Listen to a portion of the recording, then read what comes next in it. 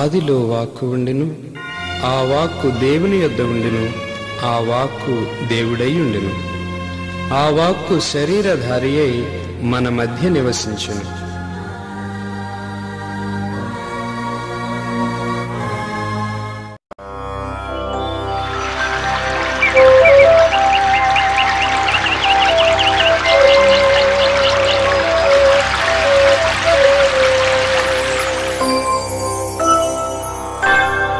దైవ ఉనికిని చాటు నిబంధన మందసమా, దైవ వరములనిచ్చు దీవెన పాత్రమా, సకల వర ప్రసాదములనిచ్చు పరిశుద్ధాత్మమా,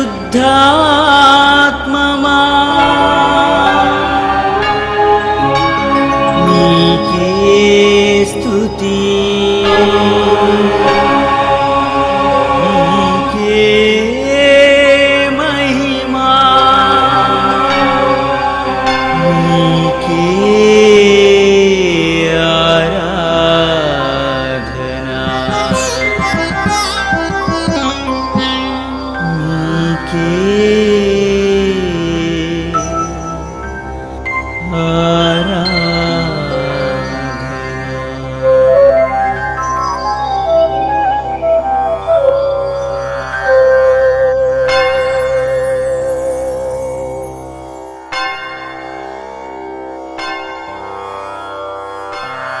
నిబంధన మందసమను ఈ ఆధ్యాత్మిక కార్యక్రమాన్ని వీక్షిస్తున్న మీ అందరికీ శుభాభివందనాలు. త్రియేక దేవుని శుభాశిస్సులు. ప్రభుని యందు ప్రియులకు సహోదరి సహోదరులారా, ఈ దినాన ప్రాయచిత్తము పరమార్థము దీని గురించి తెలుసుకోవటానికి ప్రయత్నం చేద్దాం. దేవుని యొక్క వాక్కును ఆలకిద్దాం. లేవి కాండము 9వ అధ్యాయము 7వ వచనము. ఆ పిమ్మట అతడు ఆరోనుతో, నీవు పీఠము చెంతకు పోయి పాప పరిహార బలిని దహన బలిని సమర్పింపుము. ఆ బలుల వలన నీ పాపములకు ప్రజల పాపములకు ప్రాయచిత్తము జరుగును. ప్రార్థించుకుందాం. కృపా సత్య సంపూర్ణులైన మా దేవ, చేసిన పాపాల నిమిత్తమై ప్రాయచిత్తము చేస్తూ ఈ ప్రాయచిత్తము ద్వారా మేము ఏమి పొందుతున్నామో తెలుసుకోవటానికి ఈనాడు దేవా మీ వాక్కును నా హృదయములో ఉంచి నా హృదయమును శుద్ధి చేసి నేను మాట్లాడే మాటల ద్వారా వినుచున్న వీరందరికీ మీ యొక్క ఆశీస్సులను అనుగ్రహించమని మా నాథుడైన యేసయ్య నామమున వేడుచున్నాను తండ్రి, ఆమేన్. ప్రతి మతములో కూడా పాప పరిహారార్థమై ప్రాయచిత్తం చేయండి అంటూ పలుకుతున్నారు. ప్రతి మతములో కూడా పాప పరిహారార్థమై ప్రాయచిత్తం ఖచ్చితంగా జరగాలి అంటున్నారు. ఈ రోజున పాత నిబంధన యందు దేవుని యొక్క ఆజ్ఞానుసారము యాజకులు ఏ విధముగా ప్రాయచిత్తము చేశారు, నూతన నిబంధన యందు యేసయ్య లోక పాప పరిహారార్థమై ఏ విధముగా ప్రాయచిత్తం చేశారు, నేడు మనము మన పాపాల నిమిత్తం ఏ విధంగా ప్రాయచిత్తం చెయ్యాలి అన్న విషయాల గురించి తెలుసుకోవటానికి మనం ప్రయత్నం చేద్దాం. మనం ఆలకించిన వాక్కును బట్టి ఒక్కసారి మనము గమనించినట్లయితే ప్రతి ప్రధాన యాజకుడు తన పాపాల నిమిత్తము ప్రజల పాపాల నిమిత్తము బలి సమర్పణ చేయాలి. ప్రాయచిత్తపు బలి. లేవి కాండము 16వ అధ్యాయాన్ని మనం గమనిద్దాం. ఇశ్రాయేలు సమాజము పాప పరిహార బలి కొరకు 2 మేకపోతులను సంపూర్ణ దహన బలి కొరకు ఒక పొట్టేలును కొనువచ్చి హారోనుకు ఇయ్యవలయును. అతడు తన పాపములను తోడి యాజకుల పాపములను తొలగించుటకై మొదట కోడెను పరిహార బలిగా సమర్పించవలెను. పిమ్మట మేకపోతులను సమాగమపు గుడారము ప్రవేశ ద్వారము వద్దకు కొనిపోవును. అచ్చట చీట్లు వేసి వానిలో ఒక దానిని ప్రభువునకు మరి యొక్క దానిని ఆశాస్యులకు అర్పించవలయును. మొదటిగా తన పాప పరిహారార్థమై, ఆ తరువాత యాజక బృందములో ఉన్న యాజకుల పాప పరిహారార్థమై, ఆ తరువాత ప్రజల పరిహారార్థమై బలి సమర్పణ చేయమంటున్నాడు యావే ప్రభు పాత నిబంధన గ్రంథమందు. ఈ పాప పరిహార బలి లేక ప్రాయశ్చిత్త బలి అనేటటువంటిది సంవత్సరానికి ఒకసారి ప్రధాన యాజకుడు బలి సమర్పణ చేయవలసినటువంటిదిగా ఉంది. ఇది కట్టడ. ఈ సంవత్సరానికి ఒకసారి అతి పరిశుద్ధ స్థలానికి వెళతాడు. అక్కడ అతి పరిశుద్ధ స్థలములో ఉన్నటువంటి దివ్య మందసముపై ఉన్న కరుణాపీఠముపై రక్తాన్ని ప్రోక్షాళనము చేయటము ద్వారా పాప పరిహార ప్రాయశ్చిత్తము జరపబడుతుంది.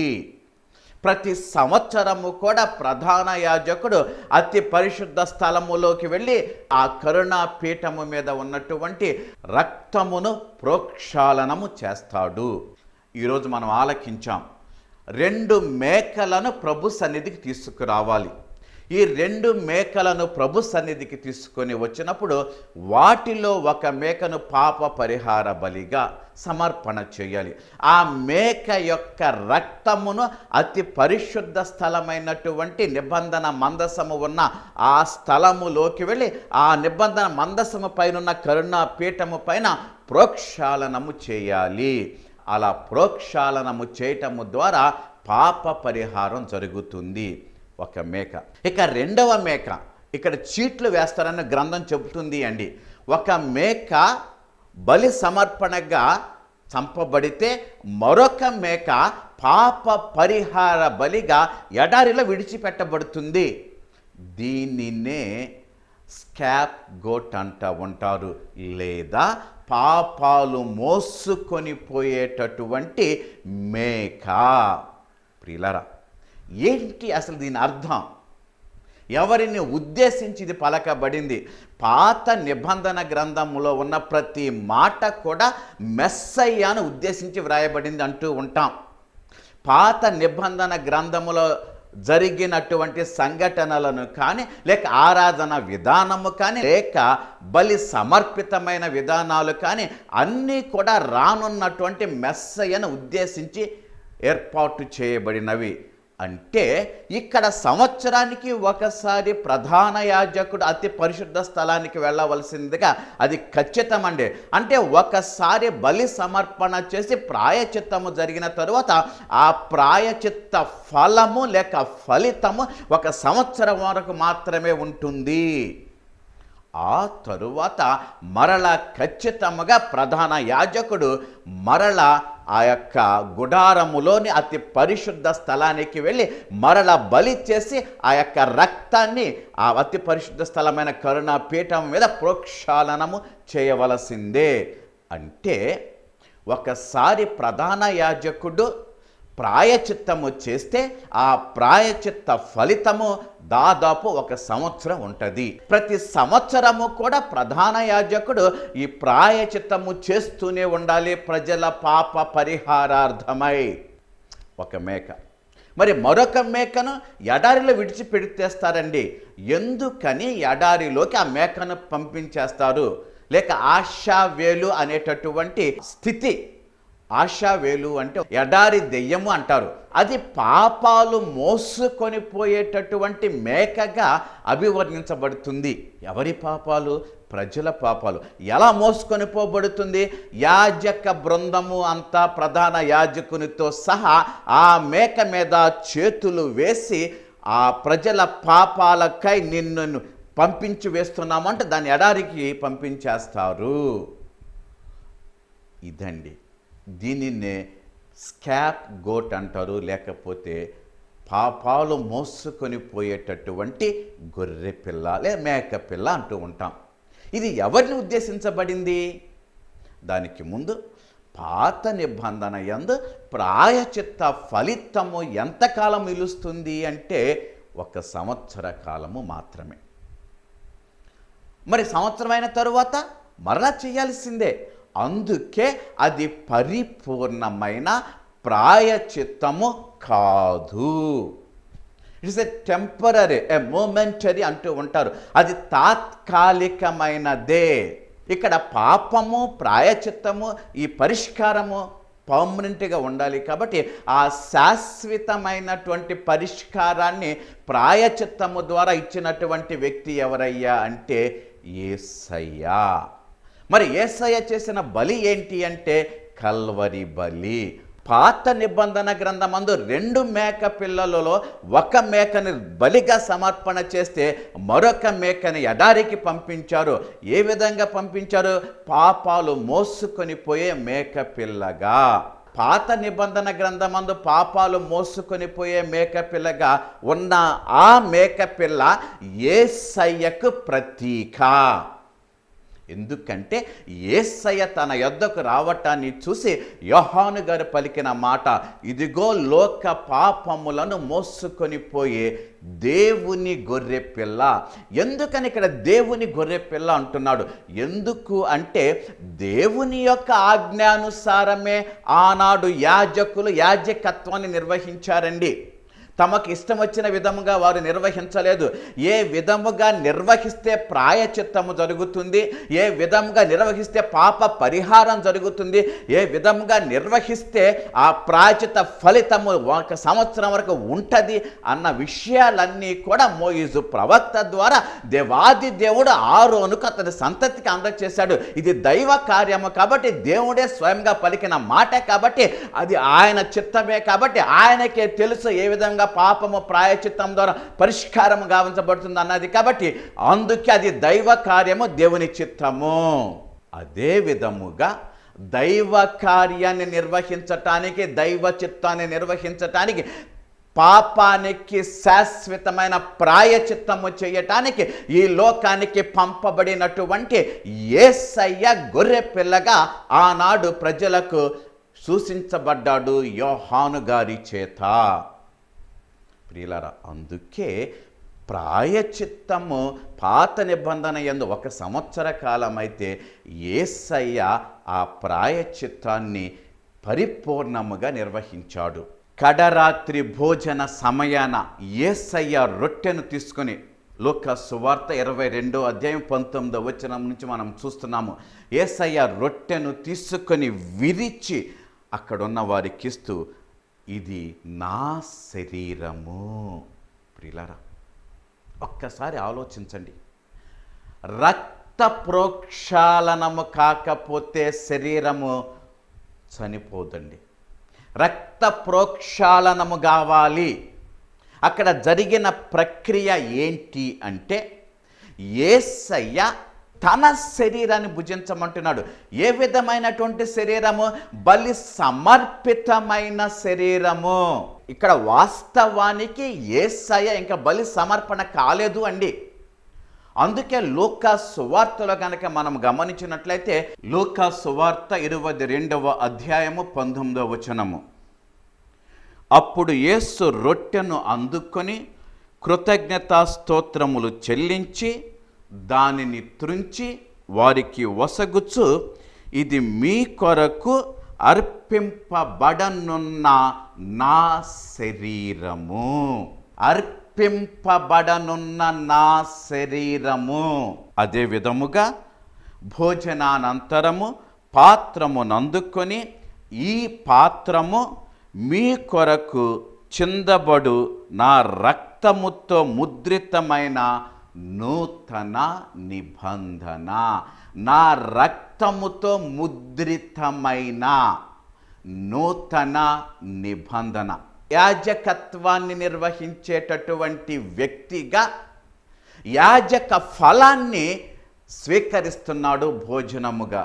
అంటే ఉదాహరణకి ఒక కుటుంబము పాప పరిహారార్థమై దేవుని చెంతకు బలి సమర్పణకై ఒక మేకను కానీ గొర్రెను కానీ తీసుకొని వెళ్ళినప్పుడు కొంత భాగము దహన బలిగా అక్కడ సమర్పణ చేస్తూ మరికొంత భాగము యాజకులు తీసుకుంటూ మరికొంత భాగము దాని నుండి ఎవరైతే బలి సమర్పణ నిమిత్తమై తీసుకువెళ్ళారో వారు తీసుకుంటున్నారు.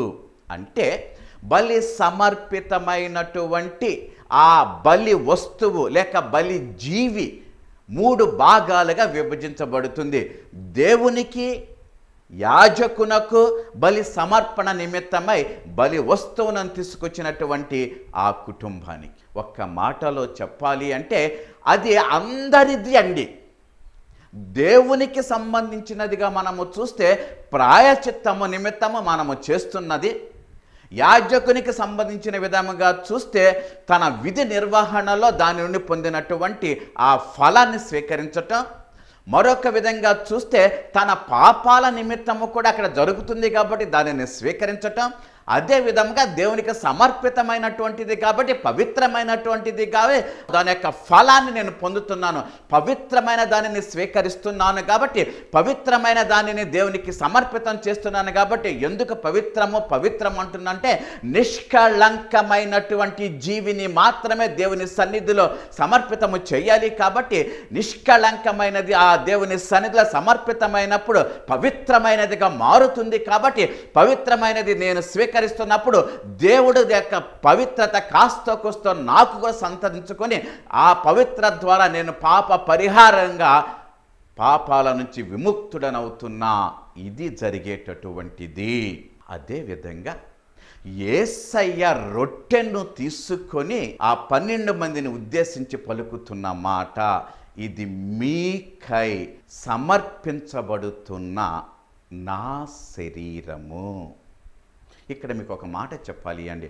యోహాను సువార్త 6వ అధ్యాయం కనుక మనం చూసినట్లయితే ప్రభు అంటున్నాడు, మీరు నా శరీరమును భుజించి నా రక్తమును పానం చేస్తే తప్ప మీకు రక్షణ లేదు అన్నాడు. తాను 6వ అధ్యాయంలో పలికిన ఆ మాట, లూకా గారు 22వ అధ్యాయంలో పలికిన ఈ మాట, లేక యేసయ్య నిర్వహించినటువంటి ఆ ఆఖరి యాజకత్వపు నిర్వహణ మనకు విదితం చేసేది ఏంటి అంటే ఆయన మన పాపాల నిమిత్తము యాజకుడుగా మారి దేవునికి రొట్టెను సమర్పించారండి. ఇది జరిగింది అక్కడ. ఏ విధముగా మెల్కీసెదెకు అబ్రహాముని దీవించటానికి ముందు సర్వోన్నతుడైన దేవునికి రొట్టెను సమర్పించాడు. అక్కడ మెల్కీసెదెకు సమర్పించిన రొట్టెకు ఇక్కడ యేసయ్య సమర్పించిన రొట్టెకు కాస్త భేదం ఉందండి. రొట్టెలో కాదు, మాటలు. ఏంటి అంటే అక్కడ మెల్కీసెదెకు సమర్పించినటువంటి రొట్టె సమర్పించే సమయాన మెల్కీసెదెకు ఏ మాటలు పలకలేదు. కానీ యేసయ్య ఇక్కడ సమర్పించే సమయాన ఇది నా శరీరము, ఇది అండి. దీనినే ట్రాన్సబ్స్టాన్సియేషన్ అంటాం. అంటే ఉనికిని కోల్పోయి మరొక ఉనికిని పొందటం. రొట్టె తన ఉనికిని కోల్పోయి యేసయ్య శరీరపు ఉనికిని పొందుతుంది. అది ఆయన మాట ద్వారా జరిగినటువంటిది. The substance of the element is changed. రొట్టె స్థితిలోకి యేసయ్య స్థితి వచ్చింది. ఇంకొక మాటలో చెప్పాలి అంటే యేసయ్య మరణానికి ముందే తన శరీరాన్ని వారికి ఆహారంగా ఇచ్చాడండి. ఇది వాస్తవం అండి. అదే విధముగా ద్రాక్షారసముతో నిండిన పాత్రను తీసుకొని ఆయన ఒక నిబంధన చేస్తున్నాడు. పాత నిబంధన నందు ప్రభు పలుకుతున్న మాట నిర్గమకాండము 19వ అధ్యాయం 5వ వచనాన్ని మనం గమనించినట్లయితే, మీరు నా మాట విని నా నిబంధనను శ్రద్ధగా పాటించినచో సకల జాతుల వారిలో మీరే నా వారు, నా సొంత ప్రజలు. ప్రియులారా, పాత నిబంధన గ్రంథమందు ప్రజలు మోయిజు ప్రవక్త ద్వారా దేవునితో ఒక ఒప్పందం చేసుకున్నారు. ఏంటి అంటే మేము పాటిస్తామండి, ప్రభు చెప్పినదంతా కూడా ఖచ్చితంగా పాటిస్తాం, అలా మీరు పాటించండి అంటూ వారితో ఒక ఒప్పందాన్ని చేసుకున్నారు. అది పాత నిబంధనము. మరి నూతన నిబంధనములో ఇక్కడ యేసయ్య తన శిష్యులతో మరొక ఒప్పందం చేస్తున్నారు. అక్కడ ప్రజలందరి తరపున మోయిజు ప్రవక్త ప్రజలతో ఒక ప్రత్యక్షంగా ఒప్పందం చేసుకుంటే, ఇక్కడ లోకముతో పరోక్షముగా తన ప్రేమించిన ఆ శిష్యులతో ఒప్పందం చేసుకుంటున్నాడు. ఇక్కడ 12 మంది అపోస్తులు కూడా ప్రపంచానికి ప్రతీకగా అక్కడ ఉన్నారు. ఆ 12 మందిని ఉద్దేశించి ప్రపంచాన్ని దృష్టిలో పెట్టుకొని ప్రభు పలికిన మాట ఏంటి అంటే, ఇది నూతన నిత్య నిబంధన యొక్క నా రక్తపు పాత్రము, ఇది మీ కొరకును ప్రజలందరి కొరకును పాప పరిహారార్థమై చెందబడును. ప్రియులారా, రక్త తర్పణ ఇది ప్రాయశ్చిత్తం అండి. దేనికోసం ప్రాయశ్చిత్తం? పాప పరిహారార్థమై ప్రాయశ్చిత్తం చేయబడుతుందండి. ఆనాడు యోహాను చేత చూపించబడినటువంటి యేసయ్య లోకపు పాపాను మోసుకొని పోయే గొర్రె పిల్లగా ఆ మేకలలో ఒక మేకగా ఒక పని నిర్వహించిన, కరుణా పీఠము సన్నిధిలో రక్త ప్రోక్షణం జరిగిన విధమున లోక పాప పరిహారార్థమై కల్వరి గిరి మీద తన రక్తముతో ప్రజలందరి పాపాలకై పరిపూర్ణముగా శాశ్వతముగా ప్రాయశ్చిత్తం చేశాడు. ఇది వాస్తవం. ఈ ప్రాయశ్చిత్త బలి సంవత్సరం చేయనక్కరలేదు. ప్రధాన యాజకుడులాగా యేసయ్య ప్రతి సంవత్సరం మరణించక్కరలేదు, ప్రతి సంవత్సరం రక్తాన్ని చిందించక్కరలేదు.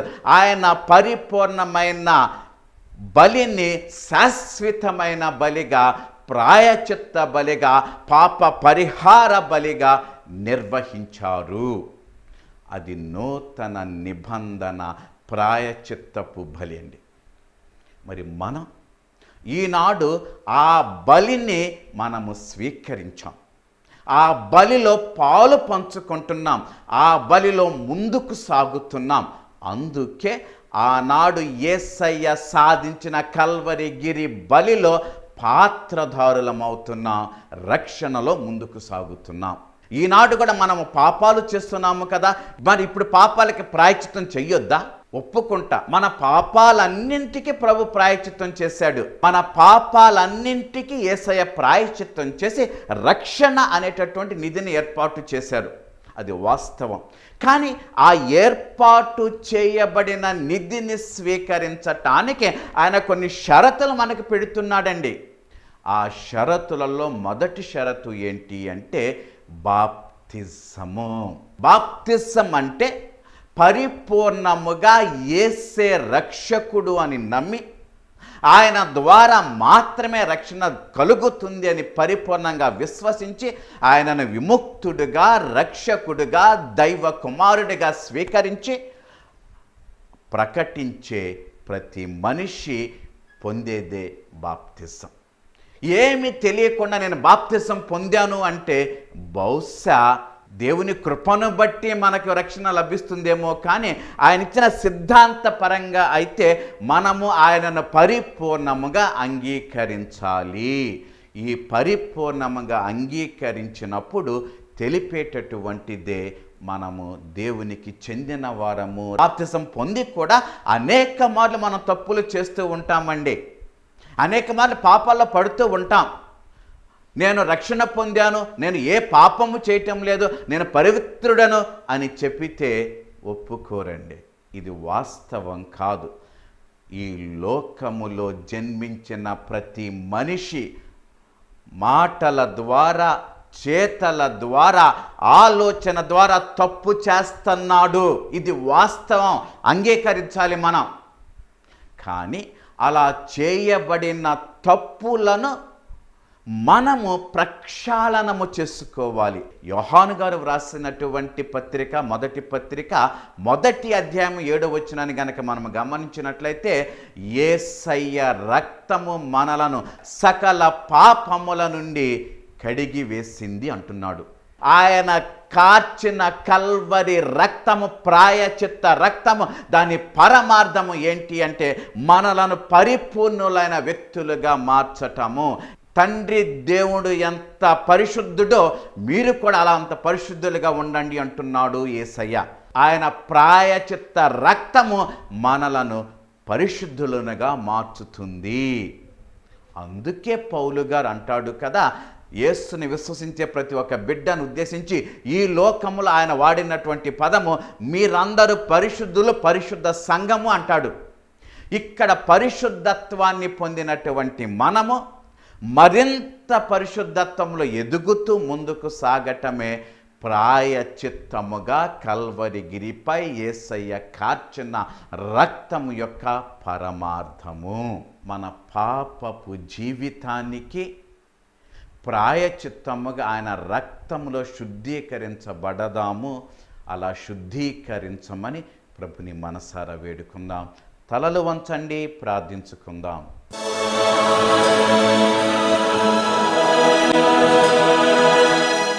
మా శరణమును కనికరమునకు నిలయమైన ఓ సర్వేశ్వర, పాత నిబంధన యందు జంతువుల రక్తము పరిపూర్ణ ప్రాయచిత్తము చేయలేదు. మీ దివ్య కుమారుని పంపి ఆయన కల్వరి గిరిపై కార్చిన రక్తము ద్వారా పరిపూర్ణ ప్రాయచిత్తము జరిగేలా చేసినందుకు మీకు వేలాది స్తోత్రాలు తండ్రి. ఆయనను స్వీకరించి ఆయన పేరట బాప్తిసం పొందిన బిడ్డలుగా అనేక మార్లు మేము తడబడుతూ బ్రతుకుతున్నాం. దేవా, పడిపోయిన క్షణాలలో మీ తట్టు తిరిగి తండ్రి నన్ను శుద్ధి చేయండి, మీ దివ్య కుమారుని రక్తములో నా పాపాలను ప్రక్షాళనము చేసి నాకు ప్రాయచిత్తనివ్వండి అని మనసారా వేడుకునే మనసును మాకు అనుగ్రహించమని విమోచకుడు రక్షకుడు అయిన యేసయ్య పవిత్ర నామమున వేడుచున్నాను తండ్రి. ఆమేన్. సర్వశక్తుడు దయామయుడైన పిత, పుత్ర, పవిత్రాత్మ సర్వదా మిమ్ము దీవించి మీకు తోడే ఉందురుగాక. Amen. Thank you. God bless you.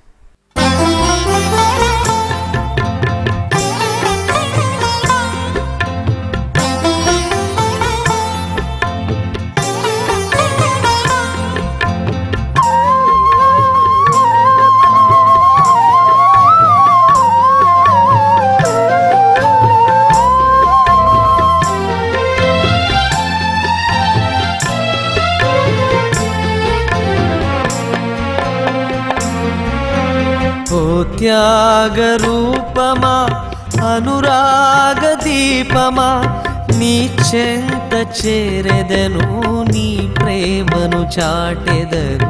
ఓ త్యాగరూపమా, శరణం యేసా, శరణం శరణం, నీ చరణాలే మాకు శరణం శరణం. శరణం యేసా, శరణం శరణం, నీ చరణాలే నాకు శరణం శరణం.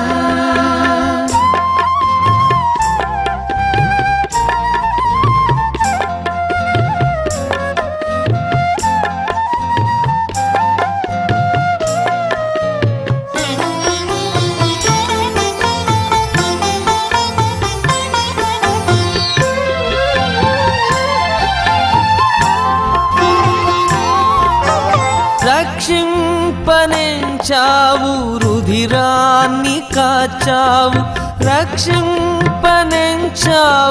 రుధిరాన్ని కాచావు.